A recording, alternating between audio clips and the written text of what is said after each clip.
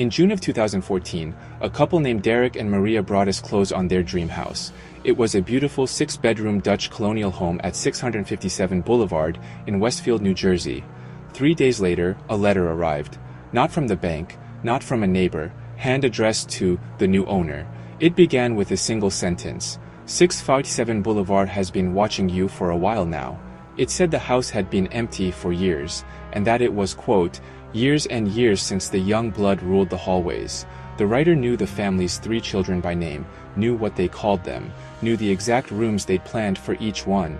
The Broaddus family never spent a single night in that house, and whoever wrote the letters, the person who called themselves the Watcher, was never identified and still roams the streets.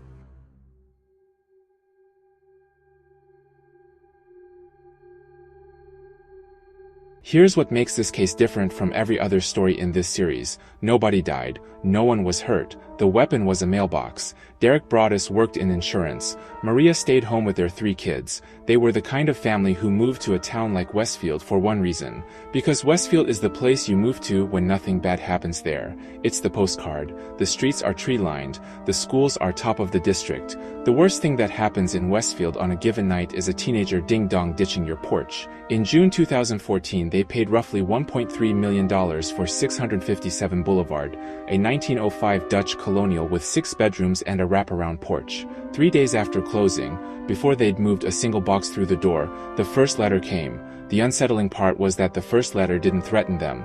Not outright, it welcomed them.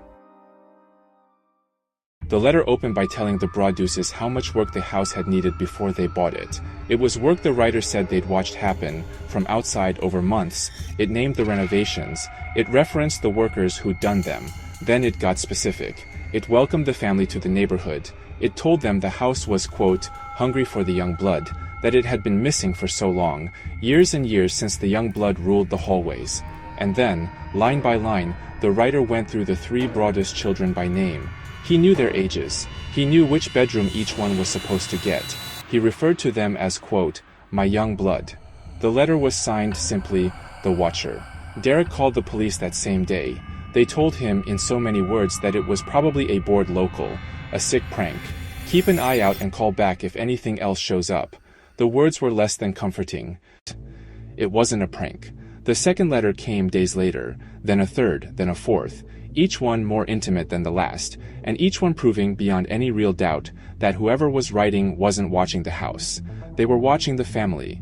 The letters mentioned the car the Broadduses drove. They described the mother, Maria, in detail. One letter instructed the family to start making renovations to the home, renovations that would, quote, bring the house back to its glory days. It told them exactly which walls to open up, which rooms to restore, as if the writer had a blueprint of the original 1905 floor plan in their head. And then came the line that convinced the Broadduses they could never, ever let their children sleep under that roof. The writer wrote that he had been watching the house for decades, that his grandfather had done it before him in the 1920s, that his father had taken over in the 1960s. I have been put in charge of watching and waiting for its second coming. It wasn't a threat, it was a claim, 3 generations of one family, passing a house down like an inheritance, waiting for a family to fill it again. The warning signs at this point were deafening. Now this is the part where a lesser story would hand you a ghost. Here's what the Watcher case actually gives you instead, and it's far worse. Every documentary wants this to be paranormal. A haunted house, a curse on the property, and the reason they want that is because a ghost is clean. A ghost is a story with rules. A ghost doesn't watch your kids through the window and know their names. But the real Watcher never claimed to be anything supernatural. Read the letters and there's not a single word about spirits or curses. It's all flesh and blood. I watch. I have been watching. I am in charge of watching. That's the entire horror of it. Not that something was in the house, that somebody was, and that somebody was still out there, reading the papers, watching the news, watching the family, while the police filed it away as a local oddity. The theory that this was a ghost? That theory was wrong. The Broadduses did what the police wouldn't. They hired private investigators. They ran DNA tests on the envelopes. They installed cameras and they staked out their own empty dream house, waiting for the Watcher to come back. They never found him. Here's the detail that unsettles people who know the case well. The letters kept coming after the family went public about being afraid. Whoever was writing wasn't scared off by the police presence. They weren't deterred by the reporters camped on the lawn. In fact, the tone of the letters got bolder, more familiar, more proprietary, the more attention the case got, as if the attention was the point. The Broadduses never moved in. They tried to sell the house. When they disclosed the letters, as New Jersey law required them to, no one would buy it. The offers came in and then collapsed, one after another, as soon as the buyer learned what came with the deed. For years the house sat empty while they paid the mortgage on a home their family had never lived in. Eventually they did sell it in 2019, at a loss of roughly $400,000. The watcher was never identified. The new owners, as far as anyone knows, have never received a letter. But here's the question that hangs over the whole thing, and it's the one the documentaries never answer. Whoever wrote those letters knew things a stranger outside the house couldn't have known. They knew the renovations. They knew the floor plan. They knew the children's names before the family had ever been photographed there.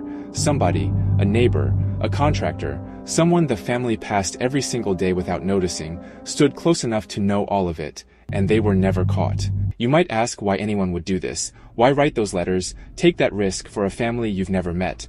The answer might be the most frightening part of the whole case, because the watcher never took anything, never broke in, never hurt anyone. The only thing they ever did was make one family certain, every single night for years, that they were being watched. And for the person holding the pen, that was enough.